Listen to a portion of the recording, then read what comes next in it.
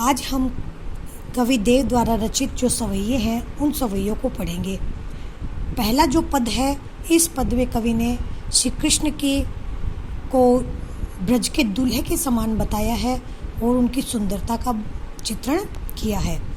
पायनी नुपुर मंजू बजे, पायनी पैरों में नुपुर पायल, मंजू सुंदर बजे बजती है, यानी कि श्री कृष्ण ने अपने पैरों में जो पायल पहन रखी है उनकी सुंदर मधुर ध्वनि सुनाई पड़ती है। कटी किंकणी में धुनि की मधुराई, और कमर में इन्होंने जो करधनी को धारण किया हुआ है उसकी भी मधुर ध्वनि सुनाई पड़ती है। सांवरे अंग लसे पटपीत, श्री कृष्ण के सांवले अंग शरीर पर जो पीले वस्त्र उन्होंने धारण किए हुए, पीताम्बर धारण किए हुए, वो बहुत ही शोभायमान लगते हैं उससे। ही हुल से बनमाल सुहाई, और उनके वक्ष स्थल पर जो वनमाला है उस वनमाला से वो और भी सुंदर लगते हैं। माथे किरीट, माथे के ऊपर उनके मुकुट विराजमान है और उनके नेत्र बड़े बड़े और बहुत ही चंचल है। मंद हंसी मुख चंद जुन्हाई, उनके मुखमंडल की जो मुस्कान है ऐसे लगती है मानो मुख रूपी चंद्रमा की वो मुस्कान रूपी चांदनी हो, यानी कि उनका जो मुखमंडल है वो चंद्रमा की भांति सुंदर है और उनकी जो मधुर मुस्कान है वो मधुर मुस्कान उस चांदनी के समान दिखाई पड़ती है। जे जग मंदिर दीपक सुंदर, ब्रज दूल्हे देव सहाय, कवि देव कहते हैं कि हे श्री कृष्ण, आप दूल्हे की भांति सदैव सुशोभित रहें और इस संसार रूपी मंदिर के आप बहुत ही सुंदर दीपक के समान हैं और आप मेरी हमेशा सहायता करते रहे, आप मेरे हमेशा सहायक बनते रहे। हे श्री कृष्ण, मैं आपकी आराधना करता हूँ। पूरे पद में ब्रज भाषा का प्रयोग किया गया है। मधुराई, सुहाई, जुनाई, सहाई में अनुप्रास अलंकार की छटा दर्शनीय है। मुख चंद, इसमें उपमा अलंकार की छटा दर्शनीय है। जग मंदिर दीपक, इसमें रूपक अलंकार की छटा दिखाई पड़ती है। और श्री कृष्ण की सुंदरता का बड़ा ही सुंदरता का चित्रण किया है कवि ने।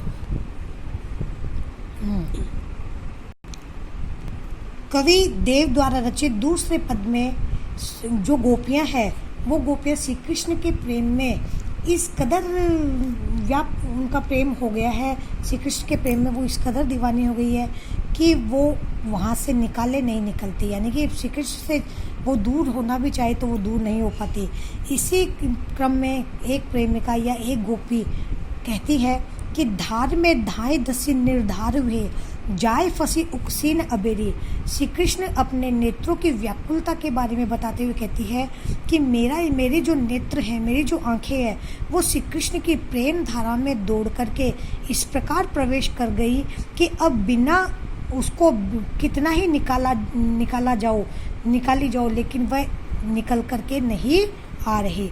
यानी कि धार का अर्थ होता है धारा, धसी का अर्थ होता है प्रवेश कर गई, धाए दौड़कर, उकसी न अबेरी, निकाले जाने पर भी वो नहीं निकल रही है। यानी कि श्री कृष्ण के प्रति प्रेम रूपी धारा में जो मेरी आंखें हैं वो इस प्रकार दौड़कर प्रवेश कर गई कि वो उसको निकाले जाने पर भी वो निकल कर नहीं आ रही है उस धारा से। री अंगड़ाई गिरी गहरी, मैंने उसको पकड़ने की कोशिश की लेकिन वह अंगड़ाई लेते हुए उसके अंदर और अधिक गहरी हो गई। अंगड़ाई लेती हुई आंखें श्री कृष्ण की प्रेम धारा में इस कदर फंस गई कि मैंने उसको पकड़ना चाहा लेकिन वह पकड़ने पर वापस लौट गई और पकड़ने में नहीं आई, यानी कि वह उस प्रेम धारा में और अधिक घिर गई। देव कछु अपनो बसना, देव कवि कहते हैं कि वो गोपी कहती है कि मेरा अब उन आँखों के ऊपर कोई बस नहीं रहा है, यानी कि मैं उनको कुछ नहीं कर सकती। ये रस लालच लाल चिते भईचेरी, कि यह प्रेम रूपी रस में इस प्रकार मेरी आंखें हैं वो श्री कृष्ण की दासी बन गई है। प्रेम रूपी रस के लालच में आकर के मेरा हृदय और ये मेरी आंखें उसकी दासी बन गई है।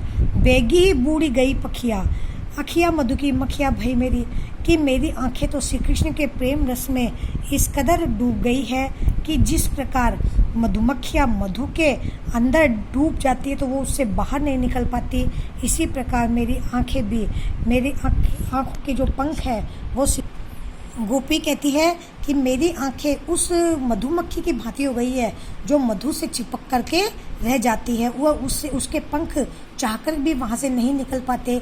इसी तरह मेरी आंखें भी श्री कृष्ण के प्रेम रस में डूब गई है और मैं उन्हें चाह करके भी अपने हृदय से या अपने उनसे दूर नहीं कर पा रही हूँ।